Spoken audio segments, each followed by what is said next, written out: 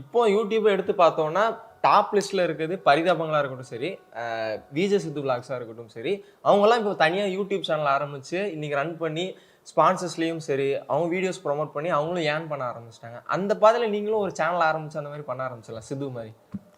நம்ம வேலை என்ன? நம்ம என்ன விற்க வந்தோம்? நம்ம என்ன விற்க வந்தோம்? சட்டை விற்க வந்தோம், பேண்ட் விற்க. நம்ம தொழிலை பார்த்துட்டு நம்ம போயிடணும். அடுத்தவன் தொழிலுக்கு நம்ம இடைஞ்சலாக இருக்கக்கூடாது. இப்போ நானே சொந்த கருத்தில் நானே பேச எனக்கு ஒரு சேனல் ஓப்பன் பண்ணிட்டேன்னா நீங்கள் அப்போ என்ன பண்ணுவீங்க? அவர் என்ன பண்ணுவார்? எடிட்டர் என்ன பண்ணுவார்? தலை அஜித் என்ன சொல்லியிருக்காரு? நம்ம நடிக்க வந்தோமா, நடித்தோமா, கூலி வாங்கினோமா, போனோமா?